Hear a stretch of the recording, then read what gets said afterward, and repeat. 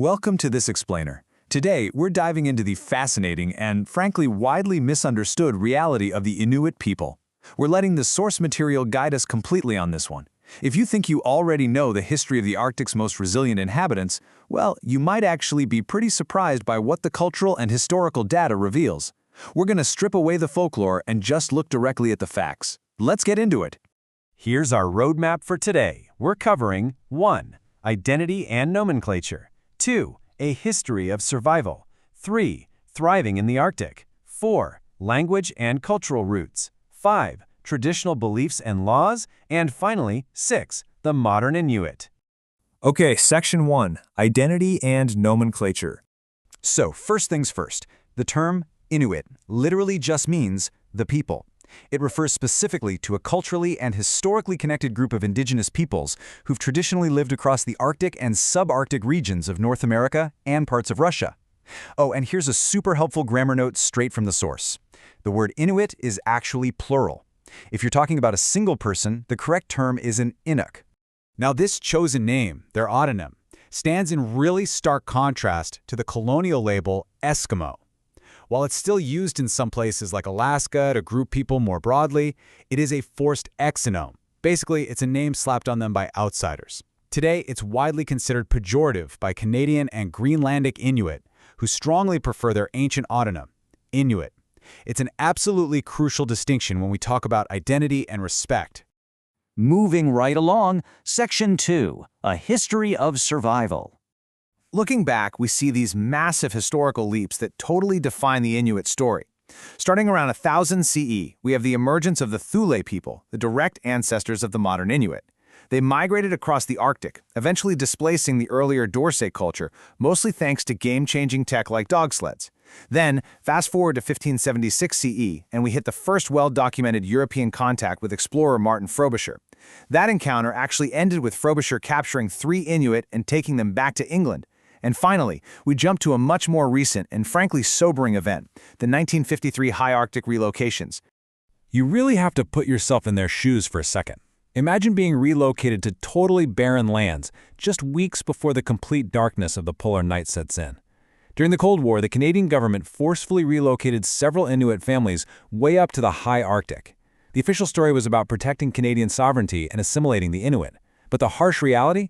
These families were dropped into an unforgiving, alien environment with a broken promise that they could return home if things got bad. It actually took 30 years for some of them to finally visit their original homes again. All right, Section 3, Thriving in the Arctic. When it comes to mastering their environment, Inuit innovations are just staggering.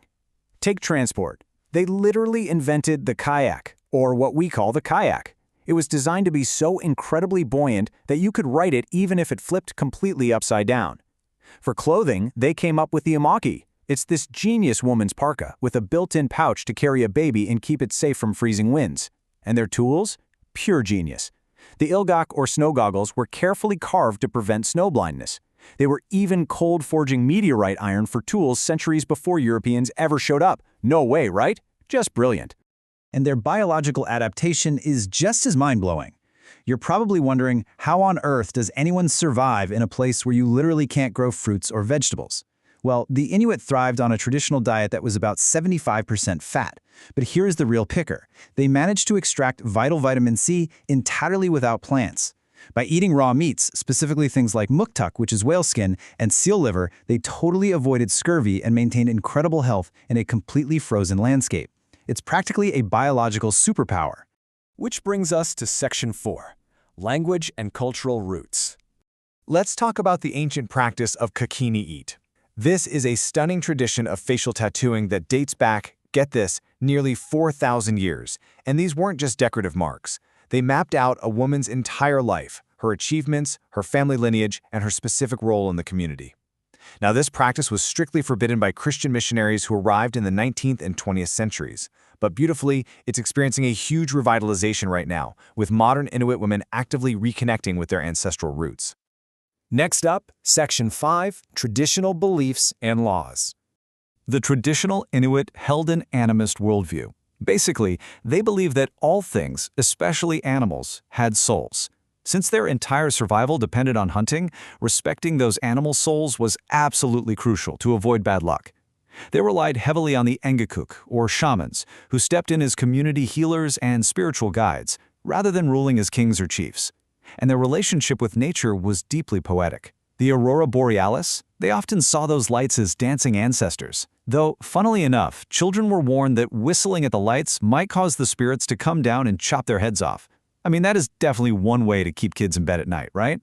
For the longest time, Western observers just assumed the Inuit had no laws, simply because they didn't have a written legal code. But Elder Mariano Aupilarjuk hit the nail on the head when he said, "The laws of the Inuit are not on paper. When I think of paper, I think you can tear it up, and the laws are gone." I just love that perspective. Their unwritten laws are indelible, exactly because they live within the people. They're passed down through oral tradition and strict social expectations, instead of sitting on some fragile piece of paper.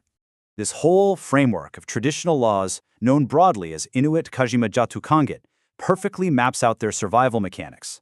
It's all built on strict communal guidelines rather than Western-style penal codes. First, you have Malagit, the fundamental things that absolutely must be followed. Then Pipujait, the actions that must be done. And finally, Tirigusushit, the strict taboos of what must be avoided. If someone broke these rules, the shaman might actually have to step in to stop the whole community from facing dire consequences from nature. It was all about community balance. And this deep reverence extended directly to their elders, which completely debunks a super pervasive European myth. You've probably heard of Senecide, the idea that the Inuit routinely just abandoned their elderly to die out in the cold. Well, the data shows this is fundamentally false. In a culture without written books, elders were highly valued. They were literally the community's living library. Because of that extreme value, there were incredibly deep cultural taboos against ever harming an elder. Finally, let's look at Section 6, the modern Inuit. Today, the Inuit are very much a thriving modern people. There are roughly 155,000 modern Inuit alive right now, and the vast majority are spread across Canada and Greenland. There are also smaller, but still really significant populations in Denmark and the United States, specifically Alaska. And get this, the population is actually growing, particularly within those traditional homelands in Canada. This kind of incredible demographic standing is what makes Canada's Nunavut territory so unique. It is literally the only jurisdiction in all of Canada where Indigenous peoples form a powerful, self-governing majority. It's a huge testament to their political organizing, which kicked into high gear in the 1970s and resulted in modern land claims that reclaims their administrative autonomy. They really took their power back. As we wrap up this explainer on a culture that somehow turned the freezing, brutal Arctic into a vibrant canvas of human ingenuity, I want to leave you with a thought.